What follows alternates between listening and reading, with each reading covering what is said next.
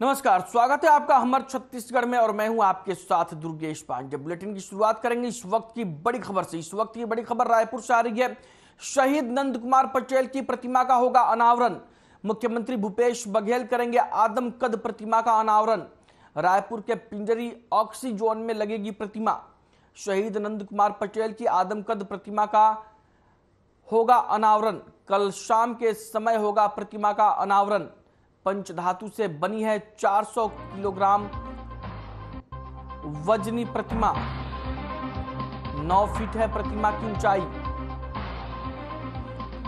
कल शाम के समय प्रतिमा का अनावरण। शहीद नंद कुमार पटेल की प्रतिमा का होगा अनावरण। रायपुर से इस वक्त की बड़ी और अहम खबर हम आप तक पहुंचा रहे हैं। 9 फीट है प्रतिमा की ऊंचाई। शहीद नंद कुमार पटेल की आदमकद प्रतिमा का करेंगे अनावरण। कल शाम के समय होगा प्रतिमा का अनावरण। शहीद नंद कुमार पटेल की प्रतिमा का होगा अनावरण। पंचधातु से बनी है 400 किलोग्राम वजनी प्रतिमा। 9 फीट है प्रतिमा की ऊंचाई। शहीद नंद कुमार पटेल की आदमकद प्रतिमा का होगा अनावरण। शहीद नंद कुमार पटेल की प्रतिमा का होगा अनावरण। पंचधातु से बनी है 400 किलोग्राम वजनी प्रतिमा।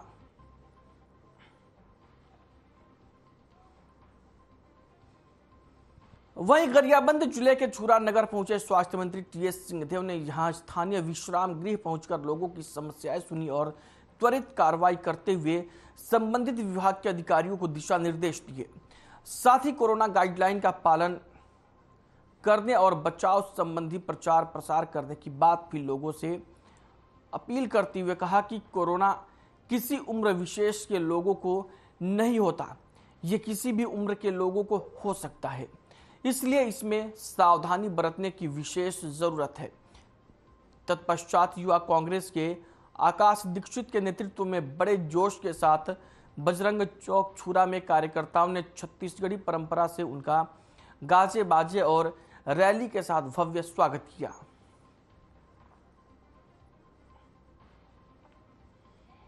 गरियाबंद के छुरा नगर पहुंचे स्वास्थ्य मंत्री टीएस सिंहदेव और वहां उन्होंने लोगों की समस्याएं सुनी। टीएस सिंहदेव ने अधिकारियों को मामले में कार्रवाई के निर्देश दिए और इस दौरान उन्होंने लोगों को कोविड के प्रति भी जागरूक किया और कहा कि कोरोना किसी उम्र विशेष के लोगों को ही नहीं होता, इसलिए इससे सभी लोगों को अपना बचाव करना चाहिए। वहीं इस दौरान टीएस सिंहदेव का भव्य स्वागत यूथ कांग्रेस की ओर से किया गया। आपको बता दें कि स्वास्थ्य मंत्री टीएस सिंहदेव गरियाबंद के छुरा नगर पहुंचे थे, जहां पर उन्होंने विश्राम गृह में लोगों की समस्याएं सुनी।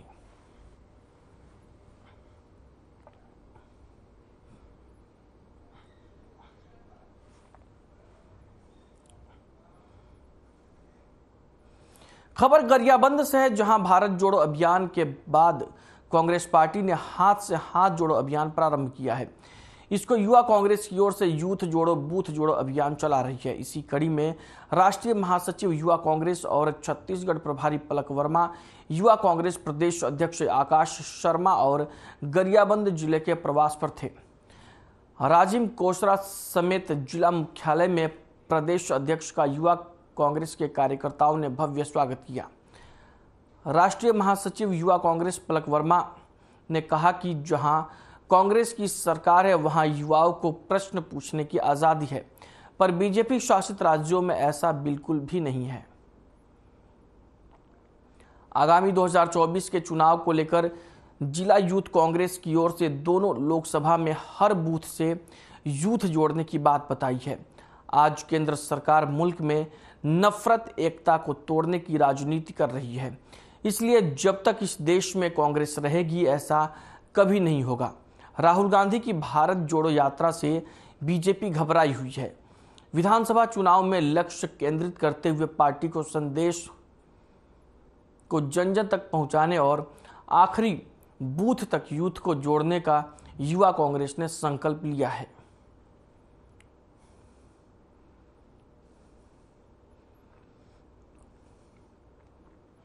युवा कांग्रेस के राष्ट्रीय महासचिव पलक वर्मा गरियाबंद के दौरे पर रहीं।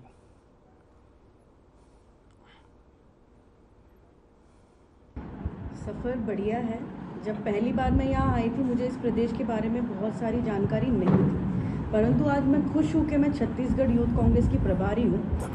अगर आप डिफरेंस की बात करते हैं तो जो गुजरात मॉडल के बारे में चर्चा की जाती है, ग्राउंड रियलिटी अलग है। गुजरात पहले से बिजनेसमैन के बेसिस पे सक्सेसफुल रहा है, और ये मैं बात आपको अभी की नहीं कर रही हूँ बल्कि 1947 इंडिपेंडेंस के पहले की कर रही हूँ। वो पहले से सक्षम राज्य था बिजनेसमैन के ऊपर, उसके ऊपर रोजगार वहाँ पे संचालित किया जाता था।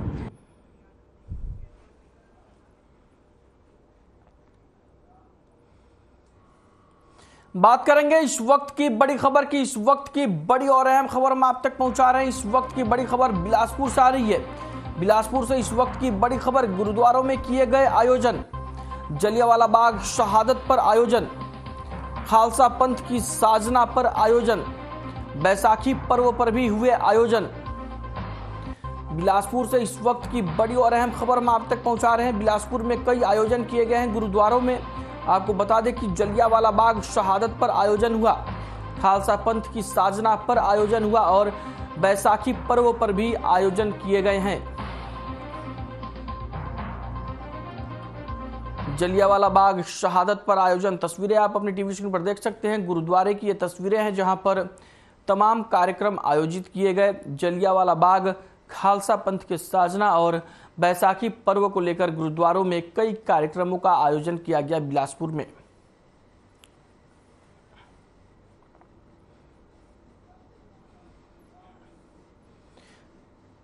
वहीं बांग्ला नववर्ष पूरे देश समेत छत्तीसगढ़ के बिलासपुर जिले में भी मनाया गया। पूर्व कैबिनेट मंत्री अमर अग्रवाल और छत्तीसगढ़ भारतीय जनता पार्टी के पदाधिकारियों ने कार्यक्रम में शामिल होकर शुभकामनाएं दी। अमर अग्रवाल ने कहा कि छत्तीसगढ़ में समाजों की भूमिका सराहनीय और सार्थक है।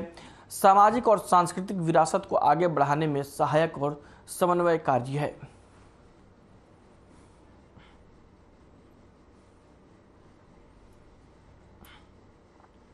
बांग्ला नववर्ष पर बिलासपुर में कार्यक्रम का आयोजन किया।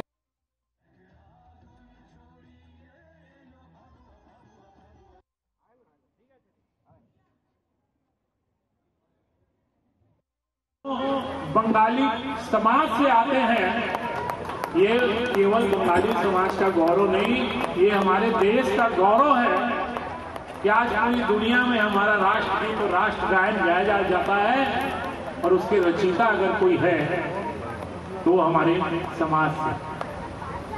वैभवशाली इतिहास है इस समाज का। वास्तव में शक्ति की आराधना, अगर इस देश में शक्ति की आराधना कहीं से प्रारंभ हुई है तो वो बंगाल से प्रारंभ हुई है। मां काली, मां दुर्गा जो शक्तिदायक है, उसकी आराधना भी यहीं से प्रारंभ होती है। नेताजी सुभाष चंद्र बोस, आज हम जो देश आजाद है और आज हम जो आजादी में खुली हवा में सांस ले रहे हैं।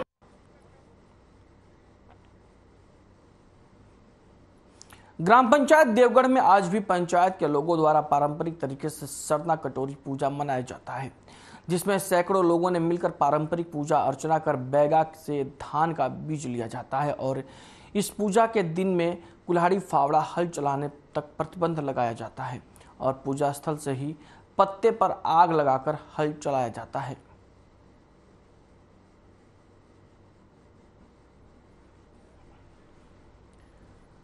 देवगढ़ की तस्वीरें आप अपनी टीवी स्क्रीन पर देख सकते हैं, जहां पर पारंपरिक तरीके से त्योहार को मनाया गया और पत्ते पर आग लगाकर हल चलाया गया। सरना कटोरी पूजा की गई और पारंपरिक तरीके से पूजा अर्चना की गई। पत्ते पर आग लगाकर हल चलाया जाता है इस पूजा के दौरान और पारंपरिक तरीके से लोगों ने पूजा अर्चना की, इसमें शामिल हुए, जिसकी तस्वीरें आप अपनी टीवी स्क्रीन पर देख सकते हैं।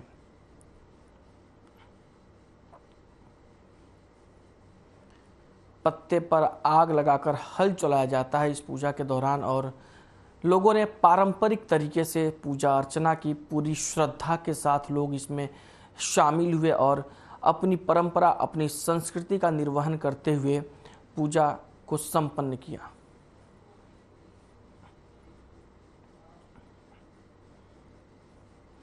वहीं विधानसभा चुनाव क्षेत्र कठघोरा में ग्राम पंचायत सलोरा एक शांत और व्यवस्थित ग्राम पंचायत है।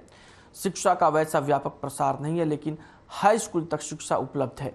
आगामी विधानसभा चुनाव में रुचि को व्यक्त नहीं किया, लेकिन प्रधानमंत्री आवास योजना के प्रति जागरूकता है और आक्रोश भी। छत्तीसगढ़ प्रमुख सोनी अग्रवाल ने स्वयं प्रभावितों से सामान्य चर्चा की। क्या नाम है गुड़िया? संजना। संजना। पापा जी का क्या नाम है? रामलाल। क्या करती हो तुम अभी? अभी कुछ नहीं करती, बस घर में रहती हूँ। स्कूल जाती हो? नहीं। क्यों? नहीं, तबीयत खराब होने की वजह से छूट गए। कितना पढ़ाई किया आपने? बस 5वीं तक पढ़ी।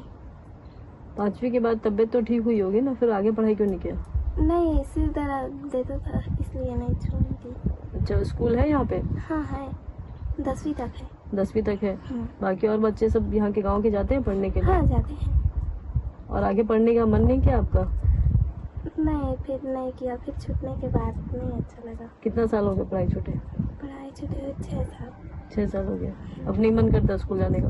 अब मन नहीं करता, अब छूट गया है तो अब सहेलियों को भी देखती हूँ तो बाहर में। यहाँ गांव को जैसा विकास दिख रहा है आपको, क्या और विकास होना चाहिए? किस टाइप आप लोगों की क्या मनसा है यहाँ पे?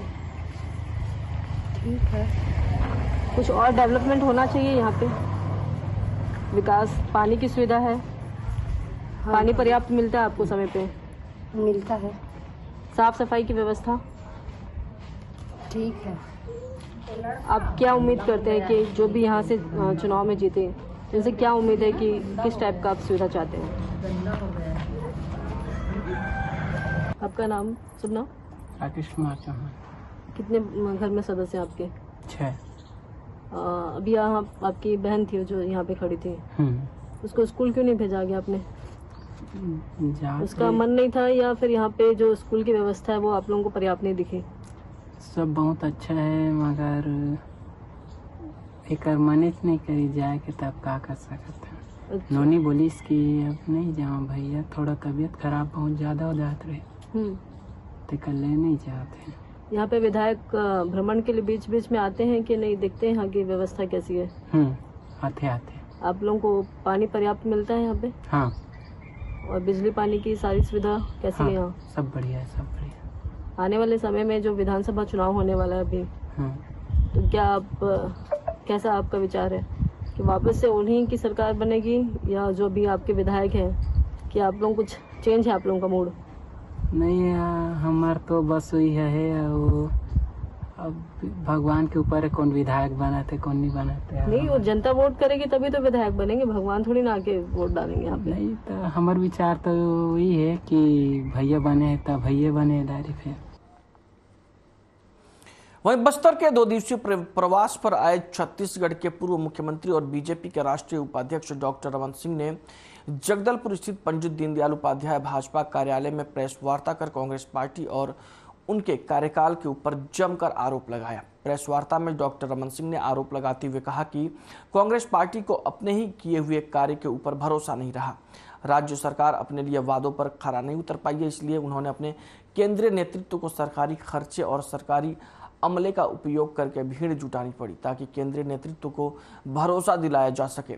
साथ ही कांग्रेसी मुख्यमंत्री भूपेश बघेल के महत्वाकांक्षी योजना नरवा धुरवा गरबा गाड़ी में फेल होने पर राज्य सरकार से सवाल पूछा कि आप योजना के नाम पर कब तक ऐसे जनता के पैसे को बर्बाद करते रहेंगे। नक्सली हमारे शासनकाल में बैकफुट पर थे, परंतु अब वो सड़क पर आ गए हैं।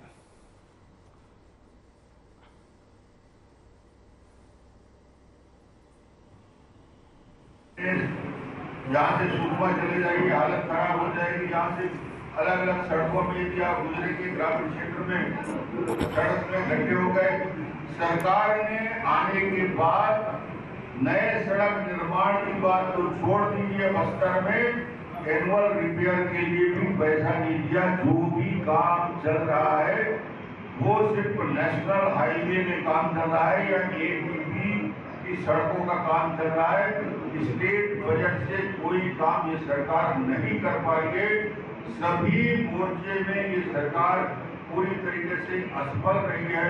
ये सरकार की असफलता इस बात को दिखाता है कि आज समाज के सभी वर्ग आंदोलित है और देश आंदोलन कर रहे हैं। वहीं सीतापुर के लाल बहादुर शास्त्री स्टेडियम में सैकड़ों की संख्या में लोगों ने इकट्ठे होकर भारत के संविधान निर्माता डॉक्टर भीमराव अंबेडकर का 132वां जन्मोत्सव मनाया। इस कार्यक्रम में क्षेत्र के काफी लोग सम्मिलित हुए और भव्य रैली का आयोजन किया गया। इसके साथ ही लाल बहादुर शास्त्री स्टेडियम में भीमराव अंबेडकर की जीवनी के ऊपर प्रकाश भी डाला गया, जिससे उपस्थित सभी लोग बड़े ही ध्यान से सुने।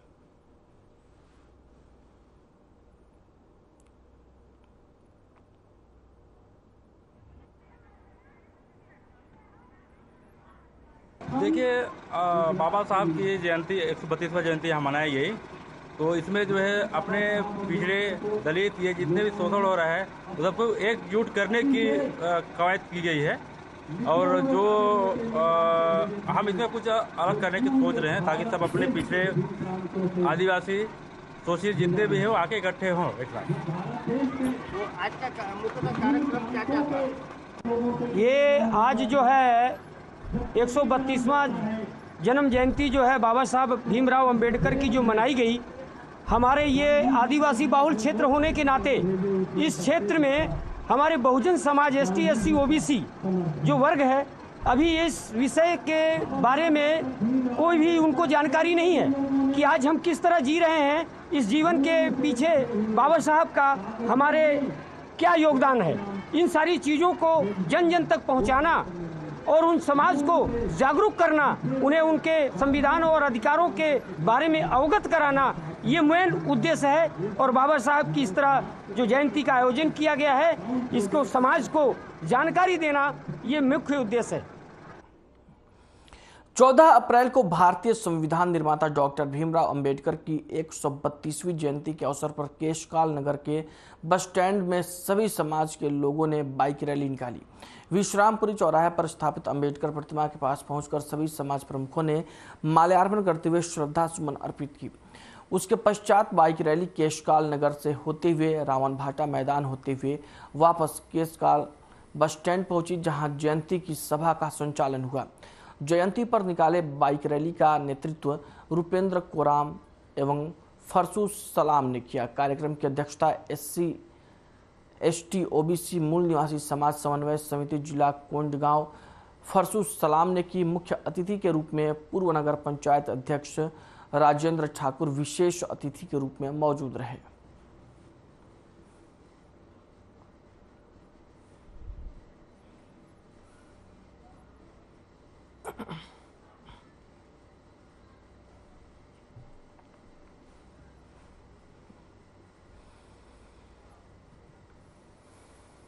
डॉक्टर अभिराम शर्मा चिकित्सा एवं समाज सेवक कई सालों से नियमित गरीबों को न्यूनतम शुल्क में स्वास्थ्य सेवा और परामर्श प्रदान करते हैं।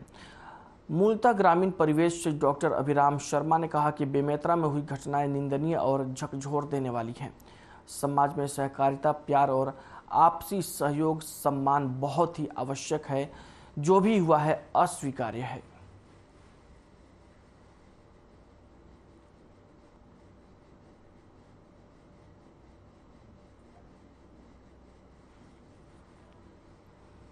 बिलासपुर की ये खबर हम आप तक पहुंचा रहे हैं। तस्वीरों में आप देख सकते हैं समाजसेवी डॉक्टर अभिराम शर्मा को, जिन्होंने बेमेतरा की घटना को निंदनीय बताया और उन्होंने कहा कि जो भी घटना हुई है वो अस्वीकार्य है और बहुत ही निंदनीय है।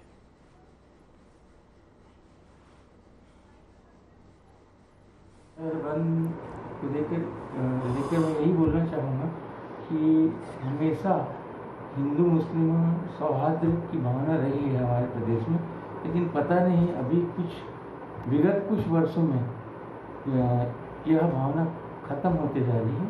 और निश्चित रूप से जो हुआ है वो गलत हुआ है और शहर बंद का मैं समर्थन करता हूँ। और अब ऐसा दोबारा ऐसी घटना की पुनरावृत्ति नहीं होनी चाहिए, ये अच्छी बात नहीं है।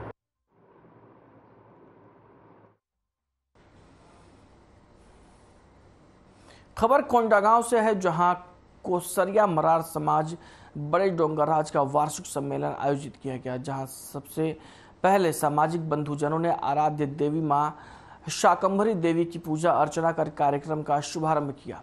इस वार्षिक सम्मेलन कार्यक्रम में मुख्य अतिथि के रूप में क्षेत्र के लोकप्रिय विधायक संतराम नेताम और विशिष्ट अतिथि के रूप में कोंडागांव जिला पंचायत के अध्यक्ष देवचंद मातलाम शामिल हुए। विधायक नेताम ने कहा कि समाज के अंतिम छोर के व्यक्ति को समाज की मुख्य धारा में जोड़कर समाज को आगे ले जाने की जिम्मेदारी समाज के कर्तव्यनिष्ठ पदाधिकारियों की होती है और इस कार्य के लिए वो दिन रात प्रतिदिन स्वयं कार्य करते हैं। वहीं विशिष्ट अतिथि देवचंद मातलाम ने कहा कि समाज के विकास में शिक्षा का विशेष स्थान है, क्योंकि शिक्षित समाज ही संबल समाज का निर्माण करता है।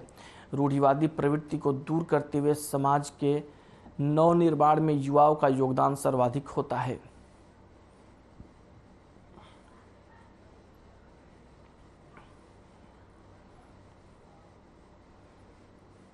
बुलेटिन में फिलहाल के लिए इतना ही। मुझे दीजिए इजाजत। नमस्कार।